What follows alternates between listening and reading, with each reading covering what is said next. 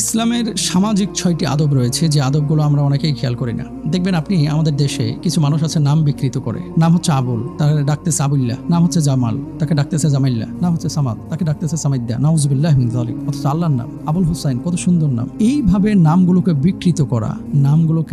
বিকৃত করা সম্পূর্ণরূপে হারাম এবং এটা বড় গুনাহ। কিন্তু আল্লাহ সুবহানাহু ওয়া তাআলা পবিত্র কোরআন কারীমের সূরা হুজুরাতের মধ্যে এই বিষয়গুলো নিষেধ করেছেন। কিন্তু কাউকে বিদ্রূপ করা যাবে না, কেউ জানে না আল্লাহর কাছে কে উত্তম। আর আমাদের বাংলাদেশের নাটক সিনেমাগুলোতে আমরা দেখেছি কাজের বেটির নাম দেয় হচ্ছে নবীর সাল্লাল্লাহু আলাইহি ওয়াসাল্লামের স্ত্রীদের নাম অনুসারে। তারপরে দেখবেন যে এই যে হিন্দি সিনেমায় যে ভিলেনের চরিত্র অনেক সময় ওই যে টুপিওয়ালা, তারপরে পাঞ্জাবিওয়ালা, বড় বড় মাফিয়াদেরকে রুমাল পরায় দেয়। তার মানে ইসলামিস্টদেরকে তারা বোঝাইতে চায় যে এরা সমাজে ভিলেন। এই কাজগুলো যারা করে আপনারা এখানে প্রতিবাদ করেন, প্রতিরোধ করেন, প্রতিহত করেন কোনোভাবেই।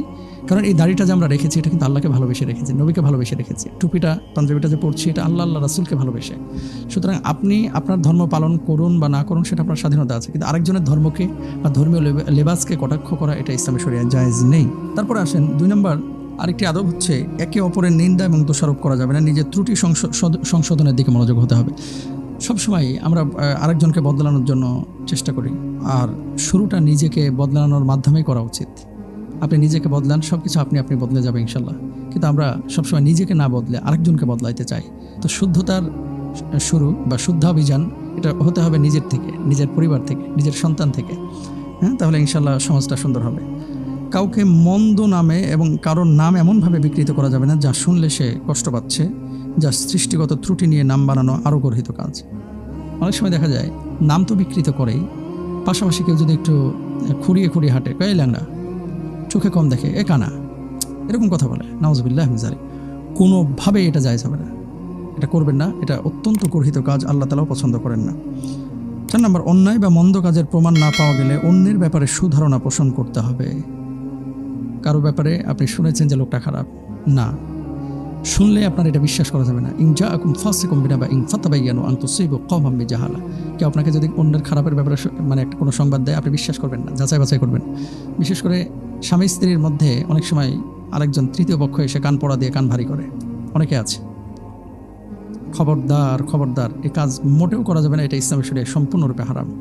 একজনের কথা আরেকজনকে লাগানো, এবং কেউ যদি আপনাকে কোনো সংবাদ দেয় সেটাকে হুটহাট বিশ্বাস করে ফেলা, এটা মুমিনের আখলাক হতে পারে না, মুমিনের আচরণ হতে পারে না। এটা করবেন না। মানুষের দোষ ত্রুটি অনুসন্ধান করা। কিছু মানুষ আছে যে সারাক্ষণ কে কী করেছে এটা নিয়ে গবেষণা করে। এই যে আমি যে ইউকেতে আছি, ইংল্যান্ডে, এখন তো লন্ডনে অবস্থান করছি, তো এখানে দেখলাম যে সবাই কাজ নিয়ে ব্যস্ত। আর এদেশে জোরে সাধারণত মানুষজন কথা বলে না। বাসে, ট্রেনে, মাঠে ঘাটে সবাই বই পড়ে। এদের ম্যাক্সিমাম দিকে পজিটিভ। তবে ধর্মীয় ক্ষেত্রে এরা যদি আসল আহলে কিতাব হতো, আমি মুসলমানদের কথা বলছি, যে মুসলমানরা আলহামদুলিল্লাহ ভালো আছে, আর অমুসলিমরা শুধু ইসলামে নাই, বাকি নবীজির অনেক সুন্নাহ এদের ভিতরে আছে। যেমন খাবার অপচয় করে না, তারপরে মনে করেন ঝোলা বইরা খায় না, তারপরে আপনার রাত্রিবেলায় দ্রুত ঘুমিয়ে যায়, সকালবেলায় একেবারে ফজর পরপরেই, এরা তো নামাজ পড়ে না, এই ফজরের পরপরই সূর্য উঠে উদিত হওয়ার আগেই বা পরপরই সবাই কাজে বের হয়ে যায়। এই অনেক বিষয় আছে। জোরে কথা বলে না, গালমন্দ করে না, তুচ্ছ-তাচ্ছিল্য করে না, আরেকজনের হক মারার এই অশুভ মানে কি বলে অসৎ প্রতিযোগিতা করে না। এই জিনিসগুলো অবশ্যই প্রশংসার দাবি রাখে। তো আমাদের আসলে আখলাকের বিষয়গুলো নবীজি যেগুলো শিখিয়ে গেছেন, প্রত্যেকের এই আখলাকগুলো অনুসরণ করা প্রত্যেকের ইমানি দায়িত্ব। আল্লাহ তৌফিক দান।